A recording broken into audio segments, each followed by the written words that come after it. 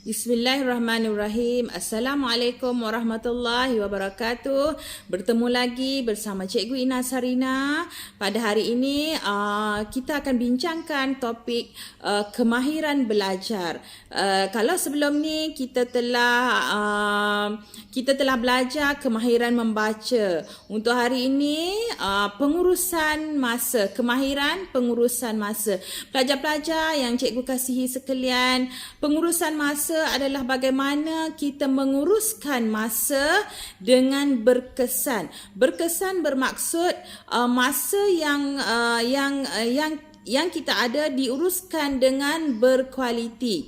Okey? Merancang pengurusan masa adalah kita merancang kejayaan kita. Orang yang gagal merancang adalah orang yang memang merancang untuk gagal.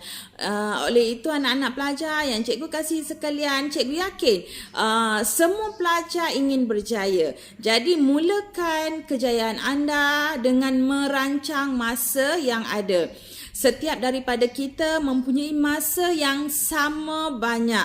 Kita ada 24 jam. Yang membezakan adalah bagaimana kita menguruskan masa dengan baik. Okey, pertama sekali anak-anak pelajar yang cikgu kasihi sekalian, pengurusan masa bermula dengan membuat jadual harian. Kenapa jadual harian sangat penting kepada pelajar? Jadual harian membantu pelajar lebih berdisiplin, terutama bila berada di rumah, kurang pemantauan daripada keluarga, apatah lagi pemantauan daripada guru-guru memang agak sukar untuk memantau pelajar-pelajar semasa berada di rumah. Oleh itu jadual belajar sangat membantu anda mendisiplinkan diri anda. Okey, bagaimana nak buat jadual belajar?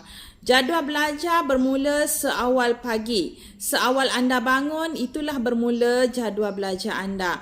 Okey, jam berapa perlu bangun setiap hari? Okey pelajar, sesi pembelajaran masih berjalan walaupun kita dalam tempoh pandemik COVID-19. Sesi pembelajaran di rumah. Okey, anda perlu bangun seawal pagi sebagaimana anda hendak ke sekolah untuk belajar di sekolah. Jadi walaupun belajar di rumah, bangun sama dengan belajar di sekolah. Jadi hari anda bermula seawal pagi selepas subuh, tak perlu tidur lagi. Teruskan dengan jadual yang pertama anda apa? Mungkin selepas subuh nak bersenam, ataupun nak sarapan dulu, ataupun nak memulakan sesi pembelajaran mandiri anda. Belajarkan diri, belajar review topik-topik yang cikgu akan bincangkan semasa kelas jam 8 pagi. Okey, seterusnya jadualkan hari anda sehingga malam. Senaraikan subjek yang anda ambil dan jadualkan. Katalah hari Ahad anda nak belajar matematik, sejarah, geografi contohnya.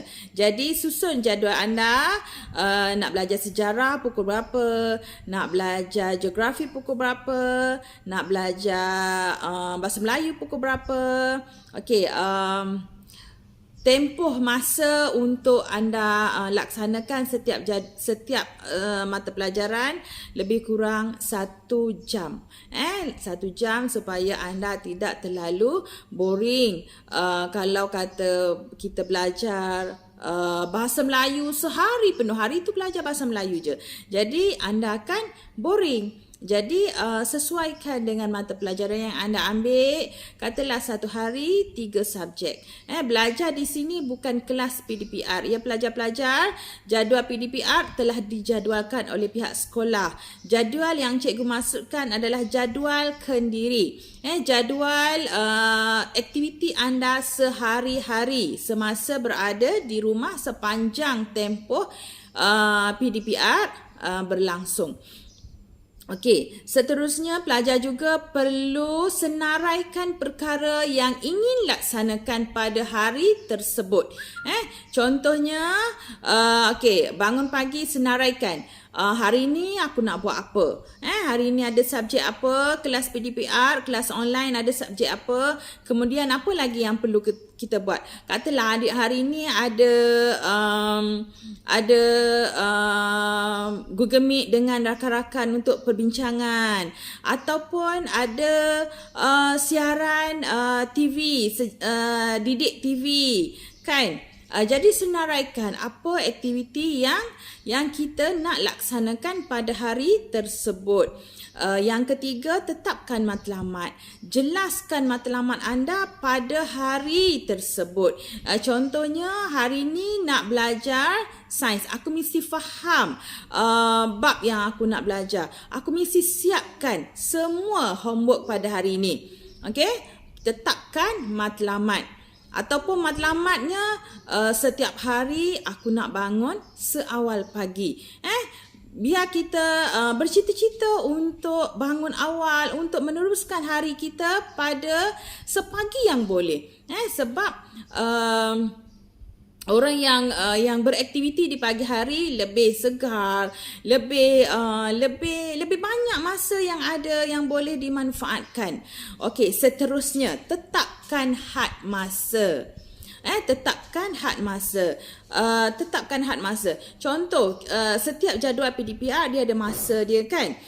Bahasa Melayu daripada jam 10, daripada jam 8 hingga jam 10 contohnya. Okey, selepas pukul 10 tu kita nak buat, katalah cikgu bagi latihan, kita nak buat latihan. Jangan kita fungsi kita menetapkan had masa supaya kita tidak terlajak. Katalah buat homework bahasa Melayu daripada pukul 10 sampai pukul 5 petang. Contohnya, kan. Jadi yang lain terbengkalai. Ataupun hari ini kita nak tengok TV, ada drama yang kita minat. Kan, kita tengoklah TV daripada pukul 2 sampai pukul 3 contohnya. Bila kita tidak menghadkan masa kita tengok TV daripada pukul 2 sampai pukul 6 petang, kan. Jadi jadual belajar kita dah tidak dapat diikuti sebab kita tidak buat had masa. Okey, seterusnya, saya juga menyarankan pelajar-pelajar menggunakan diary. Diary ni adalah anda boleh catat. Okey, anda boleh catat hari ni buat apa, hari ni nak buat apa, yang dah buat apa, yang belum buat apa, diary. Okey, seterusnya kekalkan rutin. Okey, pelajar-pelajar yang cikgu kasihi sekalian, bila kita nak berubah ataupun bila kita dah berubah kepada rutin yang lebih baik, contohnya kita dah buat jadual belajar, kita dah cuba ikuti semua jadual belajar kita, perkara yang paling sukar adalah untuk mengekalkan rutin yang telah kita laksanakan.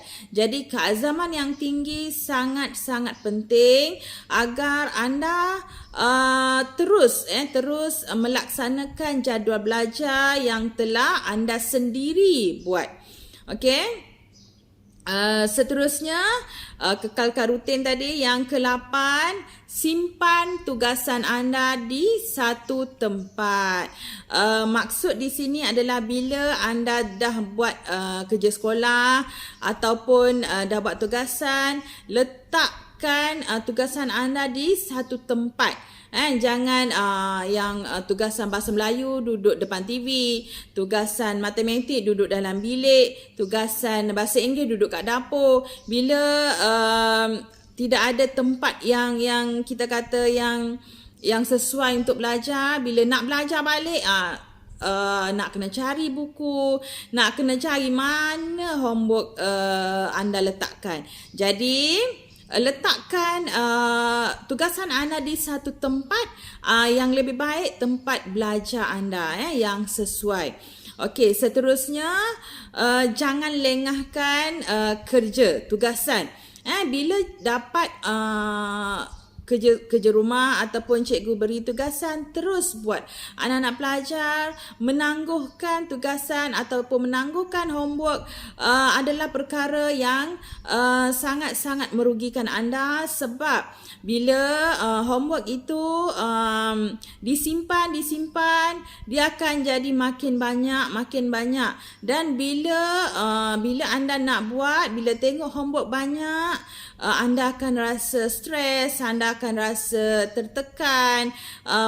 Mungkin bila cikgu nak semak, homework tak siap lagi. Dan bila nak belajar yang baru, homework yang lama belum siap lagi, dia akan menjadi satu tekanan kepada pelajar-pelajar. Oleh itu, pelajar-pelajar harus terus melaksanakan setiap tugasan dengan cepat dan tidak bertangguh. Okey, seterusnya, siapkan tugasan dengan betul. Pastikan setiap tugasan yang anda jawab adalah betul. Bagaimana nak memastikan tugasan itu betul? Anda perlu bertanya kepada guru. Gunalah medium yang cikgu anda gunakan, sama ada melalui WhatsApp, call ataupun video call ataupun Google Meet dan sebagainya. Yang pasti anda perlu pastikan tugasan itu telah dilaksanakan dengan betul, supaya bila anda belajar, kita belajar perkara yang betul lah, tidak ada kefahaman yang salah. Okey.